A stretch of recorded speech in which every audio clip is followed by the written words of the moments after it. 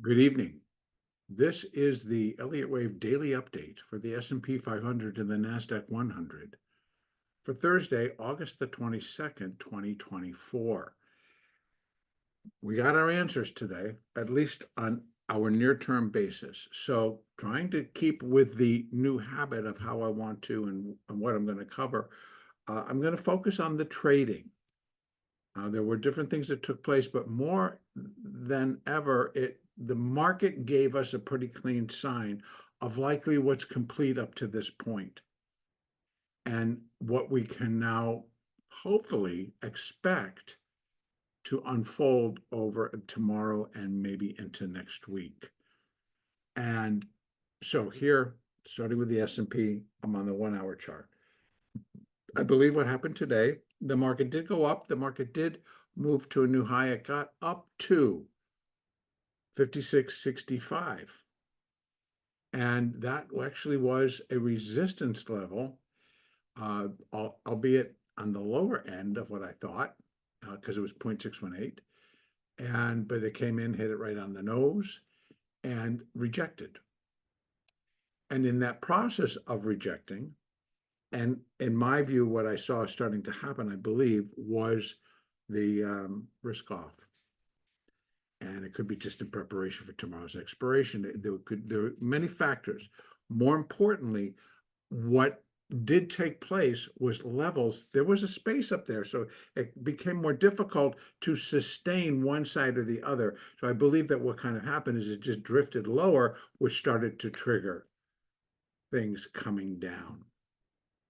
And so we saw some larger periods of just a shift in volatility, a shift in the options flow, a shift in the capital flow. And it was revealing in terms of our Elliott, because number one, it came down and broke a very high level wave one within a final move. And outside of that, it also then broke a wave one all the way down, which took it up a degree. So I do believe today that we finished the minuet wave 5 and the minute wave 3, and that's under the preferred count. If you remember, preferred count suggests that the minor 4 is in at the August 5th lows. So we're off and running within the minor 5th wave. Now, flip side, the alternate view remains also the same, where there's a strong possibility that if this is ABC for minute wave A, ABC for minute wave B, then we have completed it. Because this would drop down and not be a minute degree, but this would drop down to a minuet degree A, a minuet degree B, and then we still get the 5 waves up for the C wave. So we can easily count it saying as complete as minute wave B of minor wave 4, and the decline will be much stronger from here. And likely will shift again the positive gamma to a negative gamma atmosphere, which is risk on, risk off. So if we just kind of bear that in mind, and with risk off, what are they doing? Getting out of those positions that were just put on as we did this. So this is risk off. Then we start to see it to build. Then we get a little tail end here, and then they just built it. So I think this initial is getting out of some of what all of this is. And again, tomorrow's an expiration. And then we're going into the final week of August, but we're also then heading a little bit closer. Tomorrow also is Jerome Powell speaking at Jackson Hole. So let's just take for a minute. Jerome Powell is speaking. No decisions be made. Is not expected until the September, I believe it's the 16th or 18th, somewhere in there, excuse me, is the next Fed meeting. And that's the magic one where they're all expecting to hear the golden words. We are lowering the rate, reducing the rate. The range, which I think about right now is 5.25, 5.5, somewhere up in there. Maybe that'll come down. If they do it a quarter point, it's going to be 5 to 5.25. So it's like, oh, woo, woo, woo, right? Okay. So again, as things begin, you know, they're going to be hanging their hat on what hints he may give tomorrow as he speaks at the audience of this economic summit in Jackson Hole, Wyoming. And so I would expect we're going to get something either way. Now, I'm not sure exactly when. Let me just double check. I'm sure they've got it marked when he is intending to start talking. And that would be on here. I have it at 10 a.m. Eastern. So 10 a.m. Eastern, I guess, Jerome Powell. So not bad. We don't have that all that long to wait. Now, based on where we are, if I'm going to come up and I'm going to say just we are putting in an ABC, our first line of defense would be this area right here. So I kind of want to open this up. And again, you can see that area has already been, top side's been touched. So, but what internally, what we'd like to see or need to see is an ABC. Now, that could come in the form of 1, 2, 3, and as in other words, so both. Now, I want to open this up because I want to look inside, and I actually want to take it off of candles, put it back on bars. I trade candles, but when I'm trying to analyze, I take them off and put it on the bar. So what I can say, what this appears to be, see, this would have to kind of be A, B, could be an ABC. But 1, 2, yeah, see, it gets hard in here. So we're gonna have to let it go a little bit longer, but I could be the A wave. Then we do a quick B and we come back down into C. And this all can take place tomorrow. And if we get down to there, turn and start to move higher again. And to finish that larger move. So once again, coming back out to here, what if this is just a minor 4 and we need to go up and finish minor 5? So that would suggest we do a minute 4, which we're in right now, and then turn and do a minute wave 5 up. And I'm going to say that what we're waiting for, what I would need to see, like here we have, these were all for the 3rd, which, by the way, I need to take off because we're already there. All right, I do believe we finished that. So this would not be for that level. So let me take, wrong one. So those need to come off. Do it this way. Remove, and this would be for the minor 5. So we leave that in. So in a target, just a sort of a bland one target would be for the minor 5th wave, if that's what we're filling in here. And that would come at about 5,800. So yep, there's our possibility once this 4 is over under the preferred that we'd come up here. And that then once we're there, and we actually could go above, if it really got carried away, and trust me, I'm going to go on the basis that, yep, there's going to be plenty of news to fill in any blank in anybody's mind that the market's doing the correct thing, and here's why. But I'm going more on the basis of the way that things are trading and what a trader's looking, what a trader can see, and what propels these moves. And it's just a shift. Again, it's just, in my mind, it's a shift in capital. It's a shift in options and how the options are trading, and how then ETFs trade, and how the index then trades, and what the flavor of the day or the month or whatever is. There are periods of time when we saw already, when the risk on, they were moving stuff back into Apple. Then you saw that they're moving stuff into NVIDIA. You see the volume pick up. You see the options start to trade. And the trade is, it's like they're buying the calls and they're selling the puts. So the dealer has to, sell the calls and buy the put. So, and what does that do? Gets them pretty short. So they go and they buy the underlying, they buy the stock, or they buy the index or the ETF. So all of those things put together can create our moves, and these flows then get measured out via gamma. And so we discuss and talk about, is it a positive gamma or a negative gamma atmosphere? And right now, it's still, I'm sure, a positive gamma atmosphere because a lot went on. But if it continues to decline, which I'm expecting, there are going to be additional points that break that would suggest that we don't stop into here, because that's initially on an Elliott basis, that's what we're looking for. We're kind of looking for the market to kind of come right into here. This is the area of the previous fourth wave of 1 lesser degree.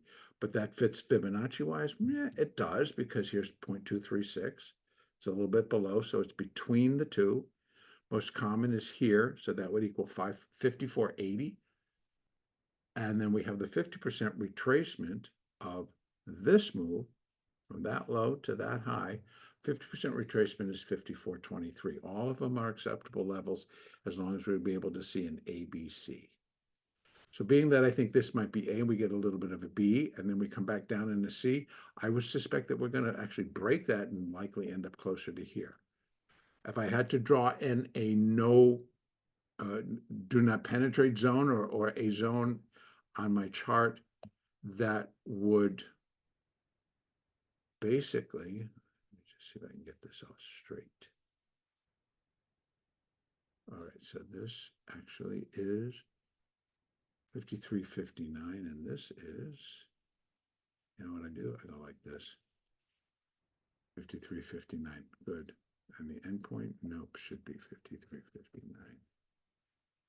53.59.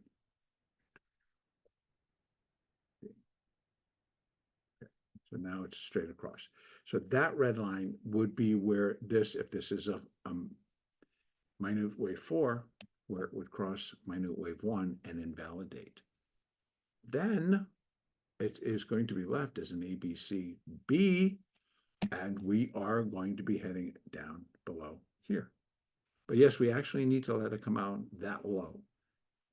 We're going to get stronger hints if it starts to break 54. 54.23, we're getting a little bit of a stronger hint that it's like something bigger. Plus, we'll be able to see the structure itself. But there, it would be a C wave. So we'd be looking for 5 down to take care of the C wave. And I would put up probably likely additional fibs that would go along with a C wave down. And that kind of would come from, let me go out. 4 hours should do the trick. And I'm going to open this up, and we're looking for the C wave, right? So we go to the top of where the A wave started, go to the bottom of the A wave, and go back up to there at 1.618. That's usually the kind of thing, but 100% is 50, 64. That definitely would fit. And that is also most common. So the C wave to equal the A wave, equality, because it's almost pretty flat, to be honest with you. And hey, I'm on a 4-hour chart that's like, well, are you so sure? It's like, kind of, I am on this particular count. But again, if this is a minute 4, then we're not going to get all the way down and break this. But again, the B wave, yep, we should. And it could happen quickly. So both you can see on the 4-hour why both are very much still alive. We have this, we have another level here, and we got to be able to see the structure. So let's see how this unfolds. Moving averages, 4-hour chart. Let me go up one. Let's go look at the daily, and also go look at the pattern on the daily. So you can see, this is the one I'll go over, and I'll put it back on the candle. You can see the candle. It's pretty big, kind of engulfing. It basically almost engulfed the previous 3 days. And that's how it broke. And it broke below 1.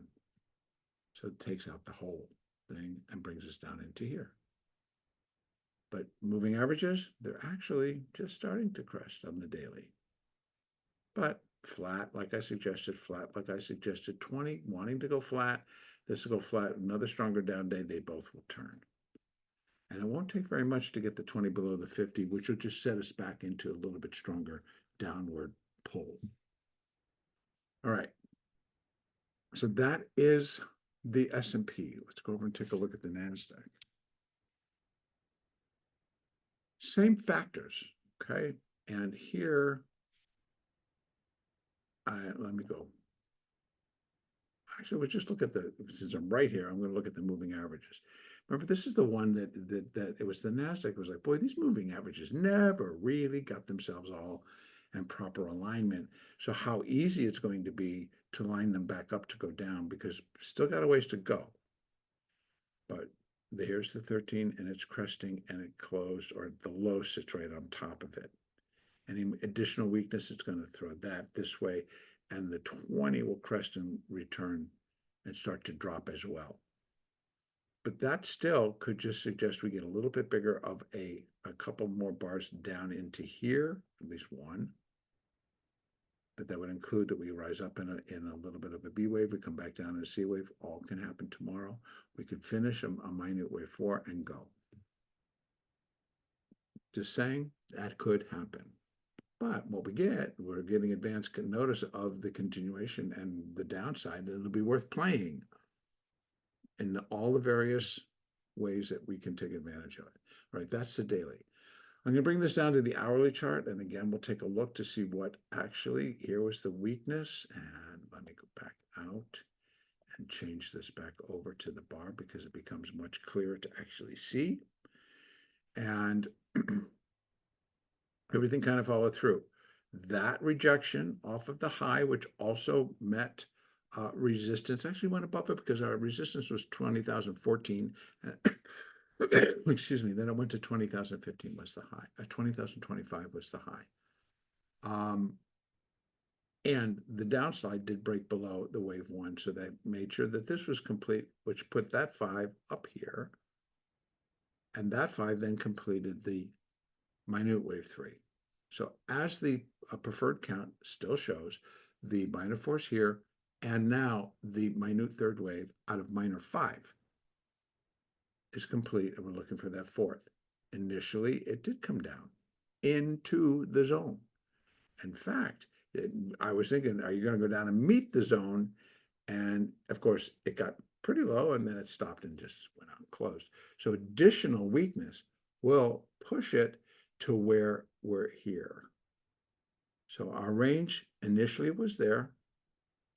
And I did mention that it could go fast. So when we look at the whole move, the index itself was down, well, closed down 297. It was lower. And from the high, so the whole turn was a lot more. High to low was a lot more. So you got 20,025, and your low was 19,542. So high to low, over 400. So it was a good turn, and a solid rejection, and pushed this to completion. Now, what's the other side? Oh, so to finish this, okay, sorry about that. To finish this, the additional line, as I put in on the S&P, and let me just catch this. This is 558.50. Go right there, edit, and we're going to, oops. All right, there we go. All in line now. That's the do not cross line if we're getting this minute 4, right? Because minute 4 cannot cross over and enter into the price territory of minute wave 1. So that would be a break zone. If it breaks, then this turns back into, this moves to a minute A wave. This would then be minute wave B of minor 4, and we'd be looking for continued decline to go beyond 17,351. Doesn't have to be all that much, but it would go beyond as we've put in a C wave. So this whole structure, instead of being ABC, which we'd look for in a wave 4, but if it's going to be a C wave down, then it's going to be 1, 2, 3, 4, 5. And we'll be able to measure it out. We'll get fibs to cover where can we end up. But right off the bat, you're looking at least 17,351. But we're going to take it. I'm not saying that's what's going to happen. There's too many other things going on here. So, but I am calling it to one, the preferred and the alternate, which actually I hate to even give each one their own title. They're equal. of equal. The market is going to let us know, just like it did. So I have no reason to go outside of this and for trading, because there's plenty to do right here, plenty to do. And these moves were nice. They were P&L giving. All right, so moving averages on the hourly chart. The 20 crossed the 50. We got an extra boost. And when it was happening, if I'll show you on the 15-minute chart, when it was happening, it was pretty good. That was very good. That was very good. This was very good. This was okay. This was really good. And then you stop because it's like, well, okay, we're getting pretty close, getting into the close. And, you know, it either was going to break down below 40 or 40 would hold and they would start to just bring it back up. And that's pretty much what happened. You could have continued to trade and it would have been profitable depending on your actual style. But it was a good trading day, I will say that. And less pressure on trying to wrap a narrative around what was going on by just following the options flows, the capital flow, and the gamma. And where knowing that the risk on trade was likely going to start to unwind a little bit. And that's what I think we're seeing. And again, tomorrow's expiration, and it could have something to do with that. Absolutely can have something to do with that. Because options expire. And in the ETFs and in the indexes, it settles into cash. So the Qs, the spiders, the diamonds, IWM, they all settle into cash. So capital flows. And so, and then the options and those strikes will affect the gamma and where the gamma flows go. And so as we start to unwind in this tomorrow's expiration, which is just a weekly, it could be big. Again, I didn't really take a look to see what the gamma levels were, but I can tell by the signals and the levels that the signals are on which are bigger than others. And so today it kind of slid through some of the larger gamma levels that should have held, should the market then wanted to continue to go to the upside. But when they start to break, we're getting a shift. We're getting a shift in position. We're getting a shift in the capital. We're getting a shift in gamma. Follow the leader, which is basically the money. Okay, so for tomorrow, we might get a B wave and then a continuation. So we're still looking for it to be more of an ABC. Now, looking here on the 15-minute chart, 1, 2, 3, that could be a 4, and then we get a 5 all the way down.